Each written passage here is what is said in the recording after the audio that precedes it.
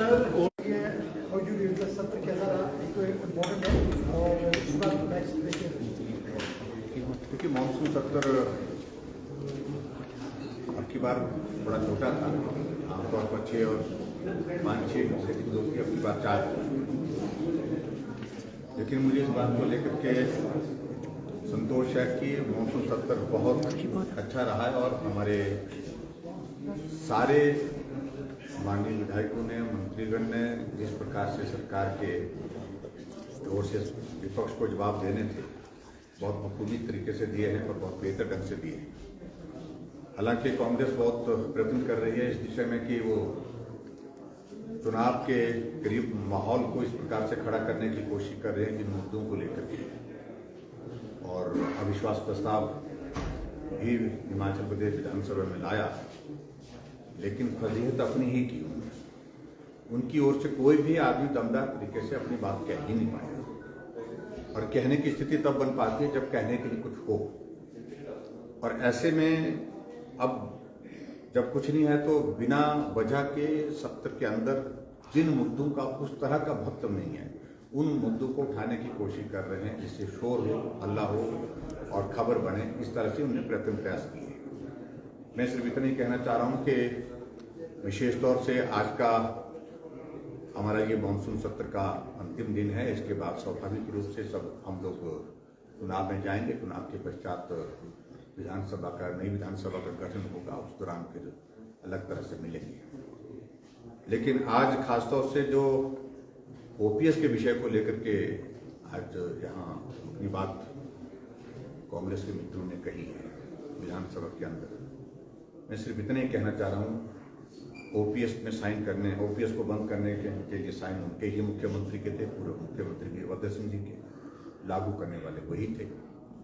और उसके पश्चात अगर उनको लगता था कि हमारे से गलती हुई है तो 2012 में फिर इनकी सरकार बनी थी। 2003 में इन्होंने एमओयू साइन किया था और उसके बाद 2012 में फिर इनकी सरकार बनी, तो उस वक्त अपनी करेक्शन करते, उस वक्त अपनी गलती को सुधार करते, लेकिन फिर भी उसके बावजूद नहीं किया। और आज 2023 में उस मुद्दे को उठाया जा रहा है जिसको 20 वर्ष हो गए, और 20 वर्षों के बाद इसलिए उठाया जा रहा है उनको इसमें राजनीतिक लाभ दिख रहा है। और जब राजनीतिक लाभ दिख रहा है तो स्वाभाविक रूप से जिस प्रकार से इस मुद्दे को उठाने की वो राजनीतिक मकसद की वजह से उठाने की कोशिश कर रहे हैं, तो मैं समझता हूँ कि कर्मचारी अच्छी तरह से समझते हैं कि हिमाचल प्रदेश में ये ओपीएस लागू करने के लिए, ओपीएस को बंद करने के लिए कांग्रेस के ही नेतृत्व ने निर्णय लिया था, लागू करने का निर्णय भी कांग्रेस के ही नेतृत्व ने किया था। और आज अगर जो परिस्थिति इनके सामने निर्मित हुई तो उसमें भारतीय जनता पार्टी का कोई दोष नहीं है और कांग्रेस के ही नेतृत्व का दोष है। सरकार क्या है आपकी सरकार क्या सोचती है? देखिए, हम इस सारी चीज को लेकर के जो कमेटी कॉन्स्टिट्यूट की है उनके पास हमने कहा कि अगर कोई इसमें और कोई रास्ता निकलता है, इसमें समाधान का कोई गुंजाइश बनती है तो आप हमको बताएं, निश्चित रूप से उस पर विचार करेंगे। सर, अभी भी बाहर कर्मचारी प्रदर्शन कर रहे हैं, क्या उन्हें वार्ता के लिए बुलाया जाएगा या? हमने कहा कि 5-7 लोग जो भी उनके प्रतिनिधि हैं वो आए, स्वागत है उनका। कर्मचारियों को अपनी बात कहने का अधिकार है और मुझे उसमें कोई आपत्ति नहीं। हमने कभी भी कर्मचारियों के खिलाफ में कुछ बोला नहीं। शांतिपूर्ण ढंग से सब लोग वो अपनी बात कहने के लिए जो है वो कह सकते हैं, उसमें कोई आपत्ति हमको नहीं। आए और अगर आते हैं तो उनकी बात सुनेंगे और उनसे ही हम कोशिश करेंगे आप आपको बताइए क्या रास्ता है, और उनको इस बात के लिए भी पूछेंगे कि हम कैसे दोषी हैं। दोषी तो वो लोग हैं जिनको आप मंच पर निमंत्रण दे रहे हैं। मुझे लगता है कि जैसे उन्होंने कमिटमेंट की है कि कांग्रेस के या दूसरी पार्टी के किसी नेता को हम मंच पर नहीं करने देंगे, मैं उम्मीद करता हूं कि वो उसको कायम रखेंगे और इसको राजनीतिक का अखाड़ा नहीं बनेगा।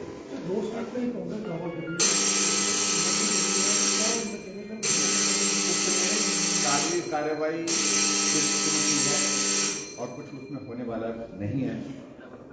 और उसी तरह से राजस्थान और छत्तीसगढ़ में मेरे दोनों प्रदेश के मुख्यमंत्रियों से बातचीत हुई, व्यक्तिगत रूप से मिलना हुआ हमारा, तो दोनों ने ही हाथ खड़े किए। हमने कह तो दिया है लेकिन करना मुश्किल है, कठिन है, ये नहीं कहना। सर, सुक्खू साहब का जो बयान भी सदन में आया, हालांकि बाहर भी मीडिया में उन्होंने बयान दिया कि भाजपा के बहुत सारे मंत्री हमारे संपर्क में है और भी लोग संपर्क में हैं, क्योंकि चुनावी मोड में जा रहे हैं, इस तरह की बयान। देखिए, इस सहज रूप से ये बात कहना तो उसमें कोई आपत्ति नहीं, लेकिन उनने मंत्रियों के नाम का जिक्र किया है, ये दुर्भाग्यपूर्ण है। इसलिए दोनों मंत्रियों को अपनी बात को कहने का अधिकार है कि जब हमसे कोई संपर्क नहीं, कोई बात नहीं, ना हम ये करने वाले हैं, ना ये सुनने वाले हैं, तो ऐसी परिस्थिति में हमको बदनाम करने की कोशिश क्यों की जाए?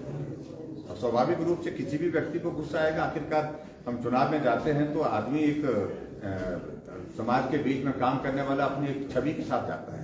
इस प्रकार से छवि को नुकसान पहुंचाने का जो प्रयत्न किया है, जो दुर्भाग्यपूर्ण है। Thank you.